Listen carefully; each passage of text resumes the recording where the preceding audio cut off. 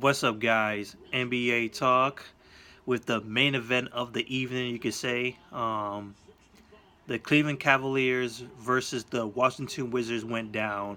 Cleveland at home, and the Washington Wizards win this game.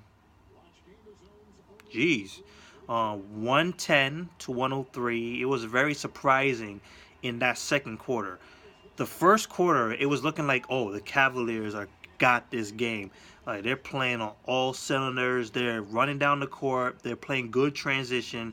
They're playing pretty good defense. Surprisingly, once again, they're being consistent on the defensive end.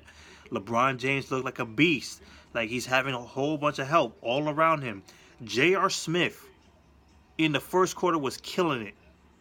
Like this team fixed him or something. Like if you really look at the first quarter only, you would think like this new team fixed on J.R. Smith's game straight up. He could play defense, he could score, not just outside the paint, inside the paint as well. It blew my mind. Like they were killing it in the first quarter, like pick and rolls, transition, just doing all the necessary things.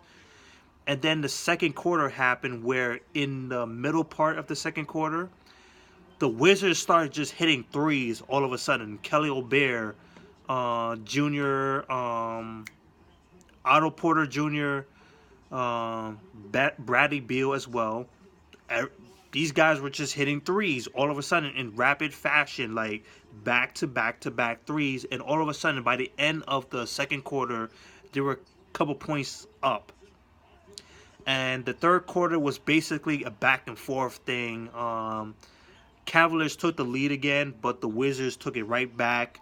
And then the fourth quarter, the Wizards were able to edge them out in terms of scoring a little bit more than them. It was still a very tight battle. So, so yeah, you can honestly say that second quarter really changed the course of the game with those threes. The Cavaliers failed on that part. They did not do enough a job to stop the three-point shooting because they were hitting it. They made 12 three-pointers. They shot 40% from the three. The Wizards, they were doing it, man. I'm surprised that the Cavaliers allowed that to happen, and they started off so well. They shot better than the Wizards in terms of the inside the paint. Well, you can honestly say the Wizards did it overall because they shot better from the three, and they did good inside the paint as well. So Wizards did better overall in their scoring, in their selective shots. That's the word for it. The selective shots. They were making more smarter shots. They were spreading the floor more. Bradley Beal was able to like dribble himself out, get some space out between his opponent, shoot those threes, killed it. So yeah, the Wizards won this game surprisingly. This is also without John Wall. You notice that I didn't mention him. Um, Bradley Beal had 18 points, 9 assists, 2 rebounds, 8 for 19 from the field, made 2 3-pointers. Uh, Otto Porter Jr. with 15 points, 8 rebounds, 2 steals, 2 assists. He made 3 3-pointers tonight. You got that boy Thomas for the point guard position. 17 points, 8 assists, 4 rebounds. He made 1 3-pointer. Markieff Morris, 9 points, 8 rebounds in 28 minutes. And then off the bench, you got Kelly Obear with 17 points, 3 3-pointers tonight. And Jody Meeks made 2 3-pointers tonight. So a whole bunch of threes at once from these guys. 47% overall from the field. 43 rebounds, 29 assists, 10 turnovers, and that's a wrap for the Wizards. Like good spacing, 3-point shooting, got them back into the game, took over the lead, and able to maintain it. Very good job for them. The Cavaliers, LeBron James had a very good night. 32 points, 9 rebounds, 8 assists, 2 steals, 13 from 18 from the field. He had easy job scoring. Osman played 17 minutes, and it's funny enough, he's the only guy in the positives unless you count George Hill. Um, Osman plus 10 on the court, playing very good defense, only scored 4 points. He was 2 for 7 from the field.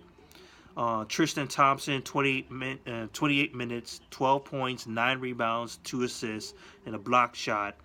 George Hill shot 2 for 10 from the field, 0 for 4 from the 3-point range, only 6 points.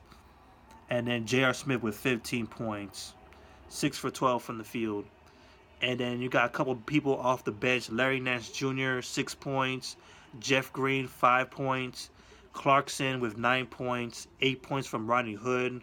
And Corver with 6 points.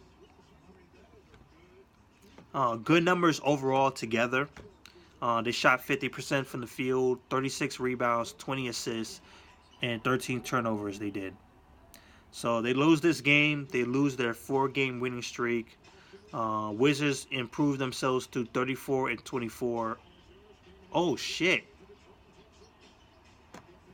Oh, they tied the record with them for third spot.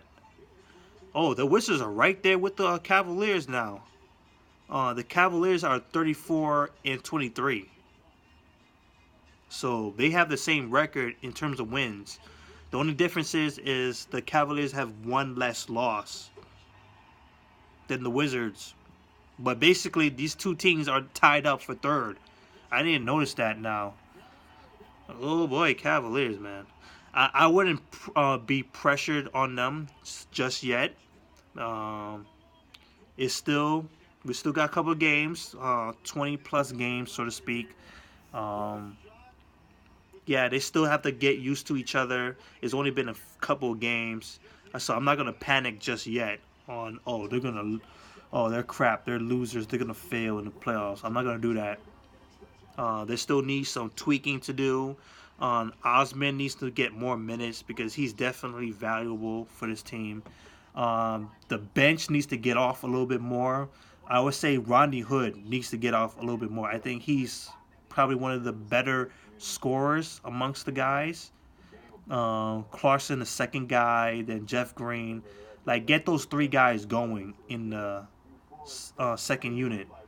Then you can see things going, especially Rodney Hood, because he can definitely score. So that's it. Cavaliers, Wizards win. Peace.